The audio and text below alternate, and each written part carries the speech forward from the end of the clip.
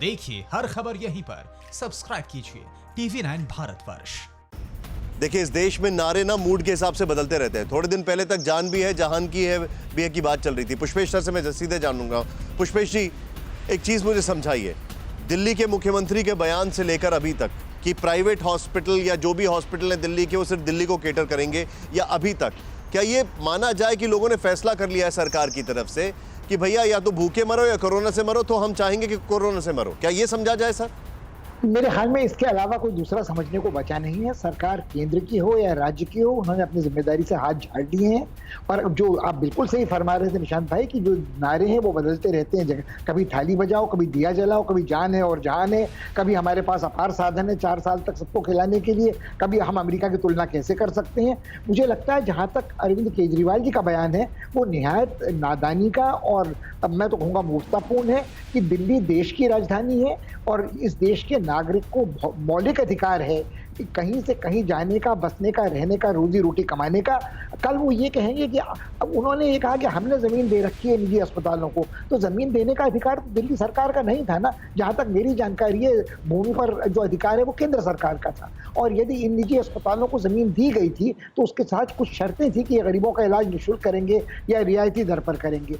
तो मुझे लगता है ये तो ऐसे भेदभाव का कभी अंत ही नहीं होगा। फिर वो होगा कि जो दिल्ली की पुलिस है वो दिल्ली के नागरिकों की हिफाजत के लिए है, जिसके ऊपर भी उनका नियंत्रण नहीं है। मगर वो कहेंगे कि दिल्ली की सरहद मैंने बंद कर दी, मैं केंद्र सरकार से 2 कदम आगे चलकर काम करता हूं। अभी कुछ दिन पहले तक उनके बड़बोलेपन का ये हाल था कि दिल्ली में 10,000 खाली बिस्तर पड़े हुए हैं अस्पतालों में, हम हर हालत के लिए तैयार हैं। अब ये है कि वो तो अगर 3,000 3 दिन में लोग भर देंगे, फिर मैं क्या करूंगा, कहाँ मुंह छुपाऊंगा। तो मुझे लगता है बड़बोलेपन का, ढपोरशंख होने का जो नुकसान है इस घड़ी उनको बहुत बुरी तरह हो रहा है। उनका सौभाग्य है कि वो दोबारा चुनाव जीते हुए हैं और काफ़ी समय तक जब तक उनको बर्खास्त न करे केंद्र सरकार, तब तक वो अपने पद पर बने रहेंगे और शहादत का कोई सेहरा उनको पहनाने का इरादा केंद्र सरकार का नहीं होगा। मुझे 2-3 बातें समझ में नहीं आती। कल वो ये कहेंगे जो सरकारी अस्पताल हैं वो सिर्फ सरकारी कर्मचारियों का करेंगे, जो दिल्ली के स्कूल हैं वो सिर्फ निजी स्कूल दिल्ली के बच्चों की पढ़ाई के लिए हैं। फिर ये इसका अंत क्या होगा? दिल्ली की सड़कें दिल्ली वालों के चलने के लिए हैं। उन्होंने माहौल बना दिया है जो नेशनल कैपिटल रीजन की परिकल्पना थी